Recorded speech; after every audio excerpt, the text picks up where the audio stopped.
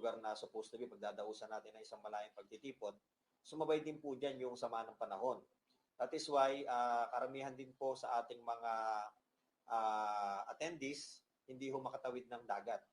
No? Dahil lang Coast Guard po nagpalabas na po na advisory na pinagbawalan na hong makabiyahe. So marami po sa ating mga resource person ang hindi ho nakabiyahe. Until now, we are waiting kung ano yung mangyayari within this day or until tomorrow.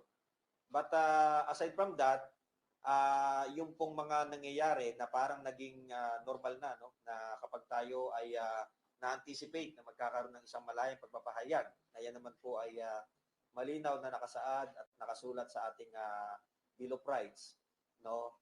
Parang nagiging nasasanay na po tayo na tuwing magkakaroon tayo ng maisog rally, talagang gagawin ng lahat ng pamamaraan para pigilan tayo na huwag magsalita. So, siguro, maging basihan po natin yung naging official statement kagabi. So, wala pa ho tayong definite time or day kung kailan po tayo magkakaroon o matutuloy ang maisog rally natin. Ang changes so pwede hong mangyari yan, no? From time to time, starting today. Pero isa po ang malinaw, by tomorrow, according to them, is magkakaroon po tayo ng leadership forum, na gaganapin po yan. I-declare po namin yung venue siguro maya-maya po or within this day, madideclare namin kung saan po gaganapin ang leadership forum. At hinihintay pa rin po kasi natin ang pagdating ng ating mga resource person o mga panauhin natin, na kinabibilangan po yan nila Attorney Trixie, nila Attorney Glenn Chong, at ng iba pa na tunay naman na sumasama po at nakikisa sa atin sa hakbangin ng maisog para po magdemand tayo sa ating kasalukuyang gobyerno ng transparency, accountability, peace, and security. Yeah. Dun sa mga nangyari, nakita natin na talagang kahit saan ganapin yung maisog rally, ay ginagawa nila ng paraan para mahadlangan. So ito naman, nangyari ulit yung kagaya sa Dumaguete, tinambakan na naman ng mga trucks na very questionable. Bakit? Nakalagay ba yung project na yon, kung rehabilitation man yan or whatsoever, nakalagay ba yan sa programa ng naturang LGU? Kasi kung wala, napakabigat ng pwede natin isampang kaso dahil malinaw yung motibo, yung intention bakit nila hinaharangan. Kasi alam naman natin sa gobyerno, every year gumagawa ng annual budget yan, development plan. So, silipin natin kung talagang yung bang rehabilitation na yan, sa Dumaguete, ito din sa Tacloban, kung nakalagay ba yan sa development plan. Pero kung wala, it's very clear na yung motibo nila ay hadlangan ang maisog rally. Na kung iisipin natin, yung Bill of Rights, yun yung binanggit ng kasama ko kanina, na importante na marinig yung pahayag ng mamamayan.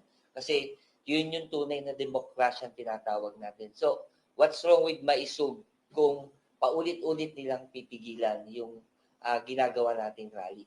At ginagamit yung pondo ng gobyerno para lang, imagine, magkano gastos mo pagpapalagay lang na equipments, pagkilos ng manpower, gumagastos ng pera ng bayan. So, ganun pa rin, nilulustay ang kaba ng bayan para sa isang bagay na hindi naman kapaki-pakinabang.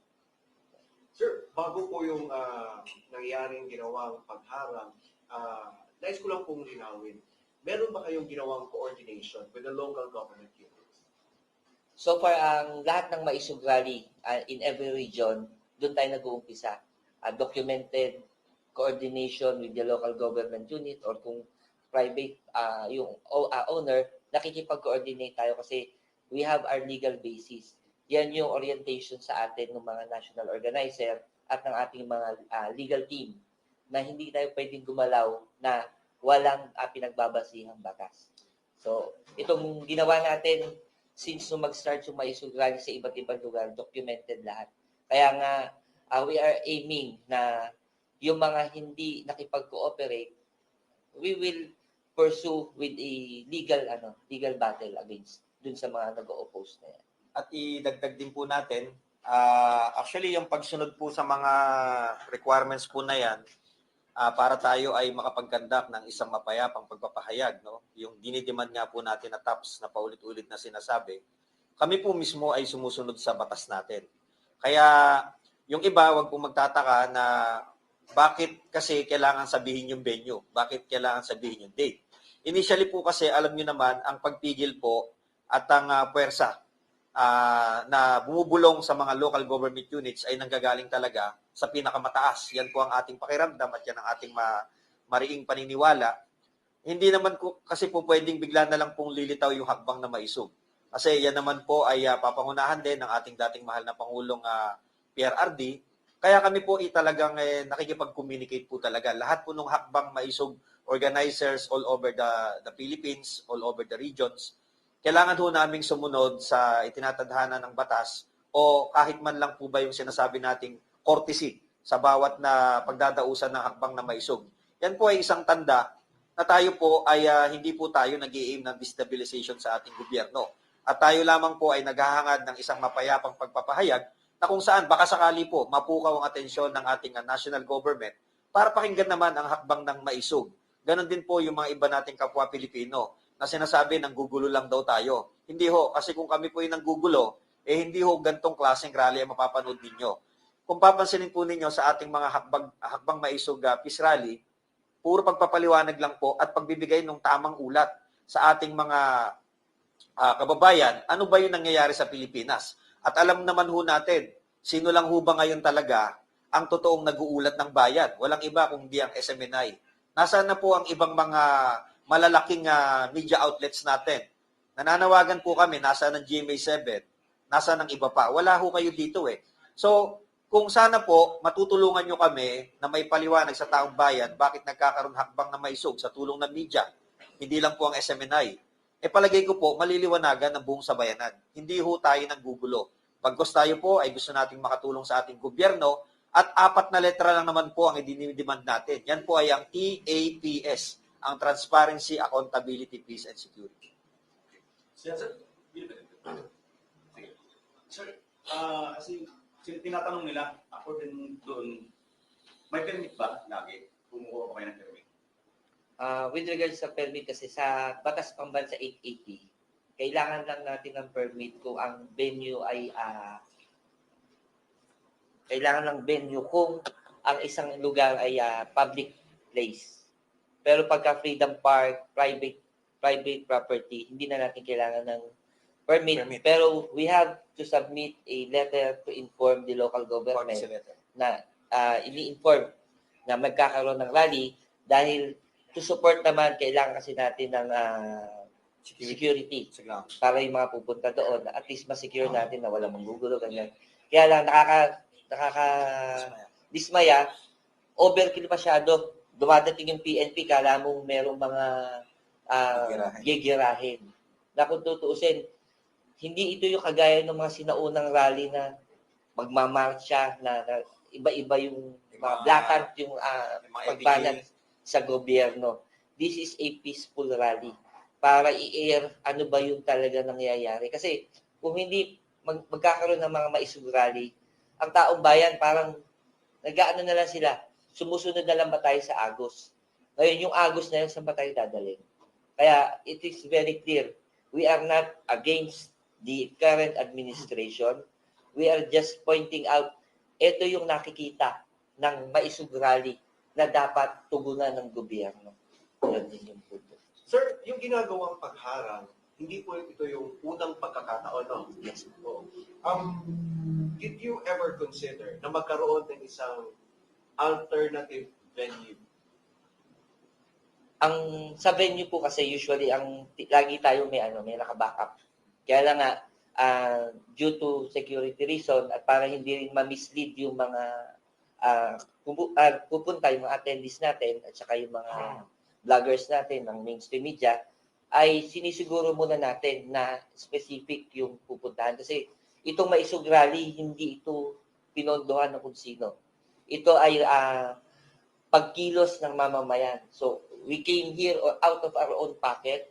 We came here na tulong-tulong, even sa pagkain, sa transportation, lahat ng mga sumusuporta, tulong-tulong lang. Kaya ine-ensure lang natin na hindi masasayang. Kasi actually, yun nangyari sa Bustos, grabe. May nagpabook na ng plane ticket, may nakatawid na ng dagat, tapos biglang manggugulo yung lawyer siya kuno na wala naman ng nung time na magsimula kami makipag-usap ay bigla na lang siyang lumitaw dun sa eksena. So yun, kaya ini-ensure natin na although meron tayong mga naka-prepared plans, ay sinisigurado natin na pag nag-press release tayo ay accurate yung ibibigay natin information. Dagdag ko din po sa tanong ninyo, sir, no? Yun nga po yung nakakalungkot. Tayo po lahat ay Pilipino. Ang bansa po natin Pilipinas. Kahit saang sulok ng bansa po tayo magpunta, basta nasa loob ka ng Pilipinas, hindi po tayo dayuhan diyan. Kaya nga po ang nakakapaghinanakit, bakit po tayo itinataboy? Nakikipag-coordinate naman po tayo na maayos, nakikipag-courtesy naman tayo. Pero bakit ba tila hindi natin malaman, ba't parang ilag na ilag sila sa maisog? No, bakit ba parang ano ba yung kinakatakutan kung tayo man po ay may mga masasabi sa mga peace rally? Hindi ba dapat ito isa maging pamantayan kung sakasakali ng ating gobyerno para pumatigil ang mga ganitong klaseng hakbangin? Pakinggan ho tayo. Pakinggan ho nila yung sinasabi ng taong bayan na ayaw po natin ng charter change. Yan po yan. Yan po yung isa sa mga pangunahing ayaw nating mangyari, mapalitan ng ating konstitusyon. Dahil alam naman po natin sa nagiging takbo ng ating gobyerno ngayon, parang lahat gusto manatili sa pwesto. Ngayon, with regards naman po sa mga lugar na pagdadausan, wala naman po tayong ibang option kundi Pilipinas lang. So kahit saang sulok po dyan, kahit saang lugar dyan, dapat pagbigyan tayo. Kasi ito, mga constituents po ninyo ito Lahat po ng iniikutan namin ng Hakbang Maisog Peace Rally, mga local conveners po yan, mga local organizers. Constituents nyo po yan. Kahit na po ito, baluarte ni Speaker Romualdez, ito, baluarte ng mga Marcos, baluarte ng mga Duterte, irespeto nyo ho. Kasi kami po yung nagbigay ng kapangyarihan sa inyo. Constituents nyo ho kami. Baka nalilimutan ninyo. Ngayon, kung ayaw nyo hong magpagamit ng mga venue na yan, kung sakaling kami man po ay nakakita ng pansamantalang pagdarausan ng rally, wag nyo naman ho kaming pupunuin ng mga dispersal units na para bang tinatakot nyo yung mga tao doon para wag ho silang umattend. Kasi yan po ay isang nakakabahalang indikasyon na tayo po ay papunta sa tinatawag na martial law. Kasi ang panunupil hindi naman kailangan po sasad ka Actually, by their presence itself, yan ho'y nakakatakot. Yan po ay isang uri ng panunupil na. Yan po ang tinatawag nating psychological warfare. Sir, yung nasabi niyo po na panunupil, yung ginagawa nila ng pag-araw, paglagay ng mga napakaraming equipment at sasakyan, yung sinabi niyo po na overkill na pagpapadala ng mga miyembro ng kapulisan sa supposedly na venue, ano po yung malinaw nito na mensahe para sa ating mga kababayan dito? With regards doon, hindi naman nga tayo lumalabag sa batas. Lahat ng paraan, iniintindi natin na itong Maisog Rally ay isang lehitimong way para maiparating natin sa kasalukuyang gobyerno ano ba yung sitwasyon. Ngayon, kung ang Maisog, sabi nga nung iba, wala daw patol, walang kwenta, how come na ang gobyerno mismo ngayon, ang mga local government unit, ginigipit din? Sinasabing, huwag payagang ituloy. Actually, hindi ko na sasabihin anong LGU, pero nakakasama ng loob na mismong yung mga tauhan ang nagsasabi, Sir, ang sabi po sa amin, kapag bumalik kayo, ipagtabuyan kayo. Pagtabuyan ng Maisog. So, ano yung reason? Bakit ipagtatabuyan ng Maisog? Na ikaw mismo ang mandato ng local government unit, especially the elected official, ang mandato po ninyo ay galing sa taong bayan. So, kami ang taong bayan, yung pakiusap namin na itong Maisog Rally ay maidaos para pakinggan ninyo, ay hinahadlangan ninyo. So, there is a big question. Bakit? Takot ba kayo na malantad yung korupsyon? Or sobrang panggigipit din sa inyo? Kasi actually, meron kami mga nakakausap na LGU, abot-abot naman yung pasensya. Dahil nga wala lang silang magawa.